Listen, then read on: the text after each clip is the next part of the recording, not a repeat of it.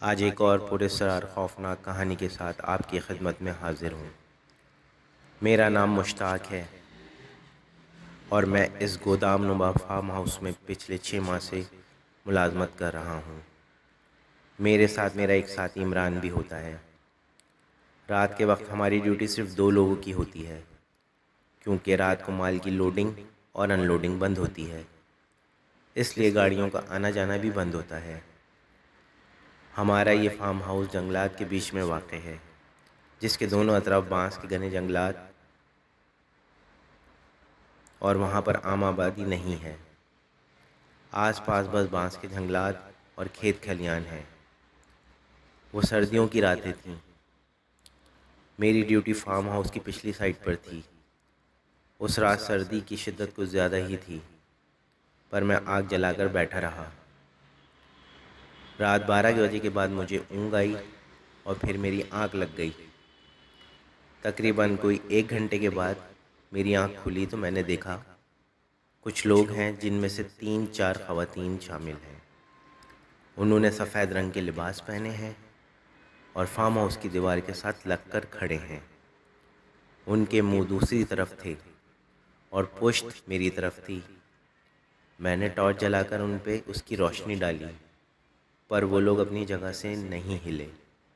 मैं थोड़ा डर गया, लेकिन पास जाकर उनसे पूछा, कौन हो तुम लोग और इधर क्या कर रहे हो? इनमें से एक औरत बोली, नज़र नहीं आ रहा, शादी हो रही है और तुम ऊपर से टॉर्च मार रहे हो, लाइटें मार रहे हो। मैंने कहा, इस वीराने में आधी रात को किसकी शादी हो रही है? तुम लोग मुझे पागल बना रहे हो।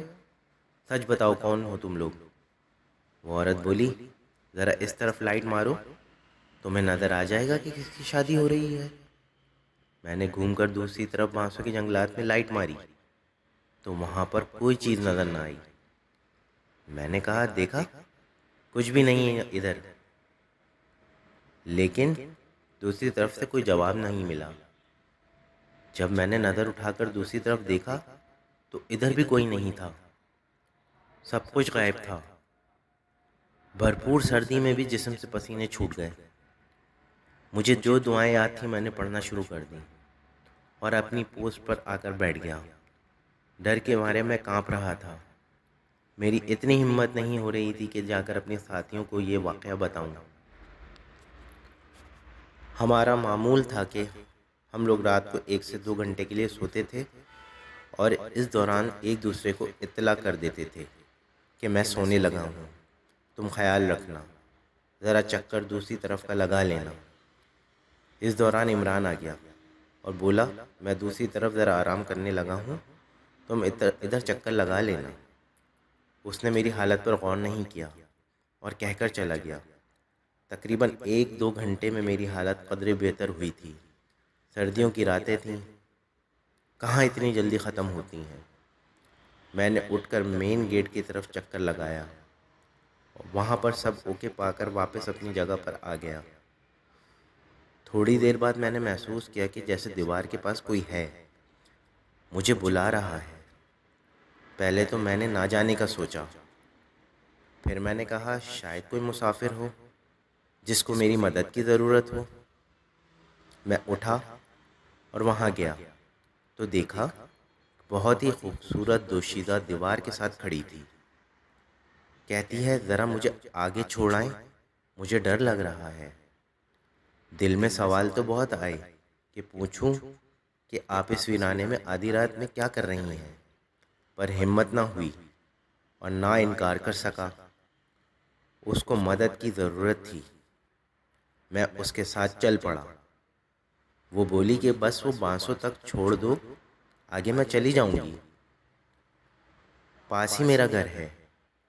मैं उसको वहाँ छोड़ के आने लगा तो मैंने हैरानगी से देखा कि इस बांसों की जंगलात के आगे ये बस्ती कहाँ से आ गई, जबकि आज तक मुझे तो कभी महसूस नहीं हुआ, ना ही कोई आता जाता दिखाई दिया।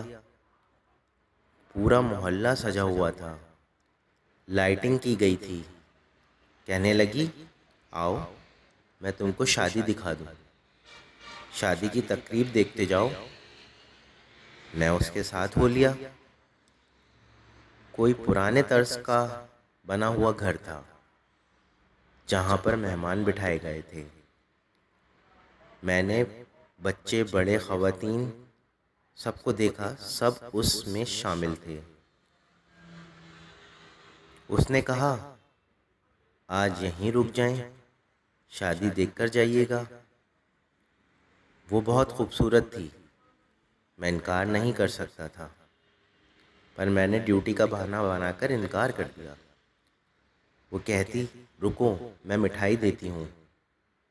उसके हाथ में एक शॉपर था जिसमें मिठाई थी। कहती है, घर जाकर सबको खिलाना। वो इतनी खूबसूरत थी कि मैं सब कुछ भूल जाता था। मैंने उसका शुक्रिया अदा किया और वापसी की राह पर चल पड़ा। मैंने अचानक पीछे मुड़कर देखा, अब वहाँ कुछ भी नहीं था। ना वो घर था और ना वो जगह थी जहाँ वो मुझे लेकर गई थी। मैंने जल्दी से भागकर वो बांसों वाला इलाका पार किया और किसी न किसी तरह अपनी पोस्ट पर पहुंचा और वहीं गिरकर बेहोश हो गया। सुबह 6 बजे जब हमारी ड्यूटी ऑफ होती है तो इमरान मुझे जगाने आया, पर मुझे बेहोश देखकर वो घबरा गया, क्योंकि उसके उठाने और हिलाने पर मैं उठ नहीं रहा था। फिर उसने पानी ऊपर फेंका तो मुझे थोड़ा होश आया। मैंने होश में आते ही उसने मुझसे पूछा, क्या हुआ, तुम ठीक तो हो, बेहोश क्यों पड़े थे? मैंने उसको सारा वाक़या कह सुनाया, जिसकर जिक्र सुनकर वो भी डर गया।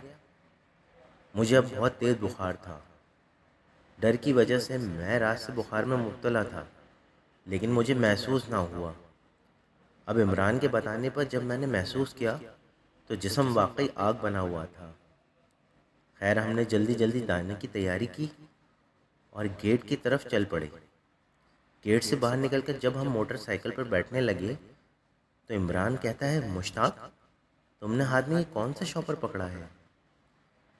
तो मुझे याद आया कि तो ये वही शॉपर है जिसमें रात उसने मिठाई डालकर दी थी और जो बेएहतियाती में मैं साथ ही ले आया था।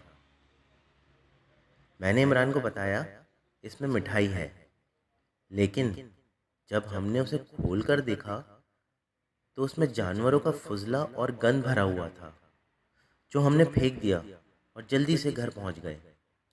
मुझे घर आकर मज़ीद तेज़ बुखार हो गया था, जो उतरने का नाम नहीं ले रहा था।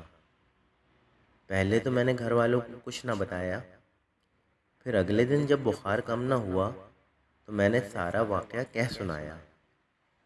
तब बड़े भाई एक मौलवी साहब को ले आए। उन्होंने दम किया और दम वाला पानी पीने को दिया और पूरा वाक़या सुनने के बाद बोले, वो जिन्नात की बस्ती थी और उधर उनकी शादी थी। अगर तुम उस रात उधर रुक जाते तो शायद वो तुम्हें साथ ले जाते हमेशा के लिए। और जो मिठाई थी जो उन्होंने तुम्हें दी थी वो उनका खाना था, क्योंकि जिन्नात यही सब कुछ खाते हैं। ये बांसों वाला इलाका पहले पुराने घरों पर मुश्तमिल था, जिसे बाद में ख़त्म करके बांस लगा दिए गए थे। तब मैं छोटा था, पर मुझे ये सब याद है। बाबा जी इस गांव के थे, इसलिए उनको पता था कि किस ज़माने में यहाँ पुराने घर थे। बहरहाल, उसके अगले दिन मैं ठीक हो गया था और बुखार उतर गया था, लेकिन उसके बाद मैंने फार्म हाउस जाने से तौबा कर ली। तो ये थी आज की कहानी, एक सच्ची कहानी, एक खौफनाक कहानी।